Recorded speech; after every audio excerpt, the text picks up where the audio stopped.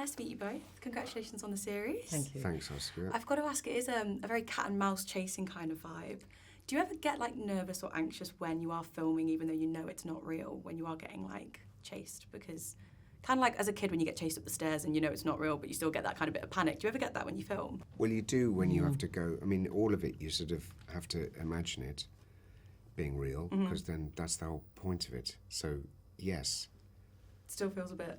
Well, no, it has. You, in fact, and if it isn't feeling like it, then you You're not doing try it. and then you try and make it feel like it, and have to go away and have a talk to yourself. Yeah. Wasn't there stuff where you had to get? What about that bit where you were under the ground in a box with a whole lot of nasty things creepy crawling over you? That must have been that. You didn't have to do much acting there, I imagine. Well, I did, because that was the one stunt I wasn't allowed to do. I had to act those. You can't. Apparently, it's not insurable to have. What about I'm a cockroaches. Celebrity? Don't they do that all the time? What do they do in that? Oh, I don't know. That's all they do in that show. Yeah, but I don't know, cockroaches or something. They can't. Cockroaches are unpredictable, and I think they carry diseases and they do bite. They had me do everything else, and that was. How the do they one make thing. I'm a Celebrity get me out of here? Not that that's A very what good this waiver, interview's. probably. I see. So you didn't do that.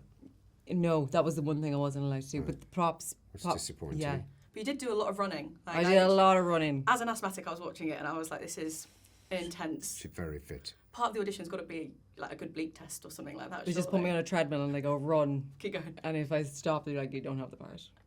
I don't blame you. Was there a part of the script when you got sent it before you said yes to the role where you were like, this is a bit of me? Like, anything that stood out to you both? I think the character, I hadn't played a character like this. I hadn't seen a character like Iris.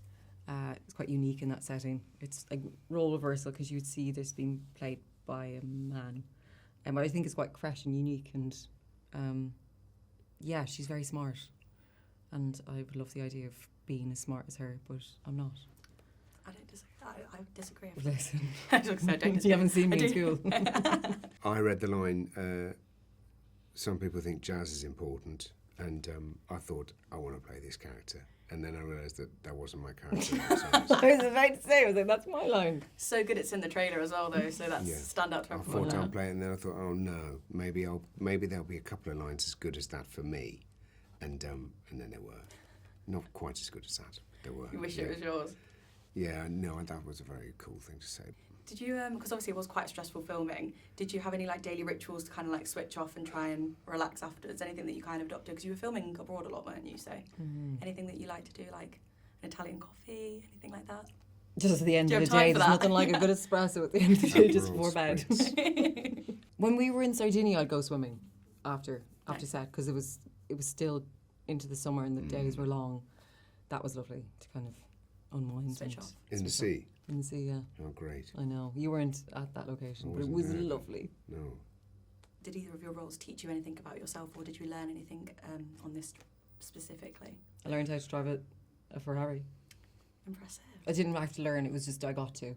I realised it is. You didn't know you could drive a Ferrari? I wouldn't judge now someone. Was it an automatic? It was. I can drive stick, so that wasn't the problem, just saying. But I see the appeal. Definitely. I see the appeal. Getting in and out of a helicopter quite quickly. I didn't know how to do that. I felt like I was playing a sort of. I know he's a sort of, they're doing extraordinary things in this story, but Cameron's actually quite an ordinary bloke, really. He's not an exceptional person. He's doing an exceptional thing because he's worked out how to do it, but it's really all the brilliant people are around him.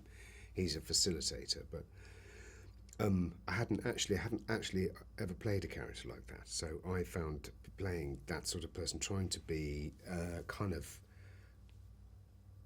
an ordinary person, not some eccentric. And I don't know how much I achieved that, but I would continue to do that if I was. I enjoyed that. Just getting to be normal for a job. A bit, yeah. Slightly normal with a twist.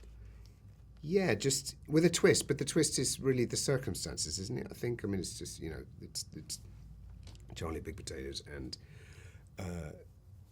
Jensen. Jensen's the genius. Cameron's just a money guy, isn't he? He's more than that. He's got a helicopter. Oh, stop it!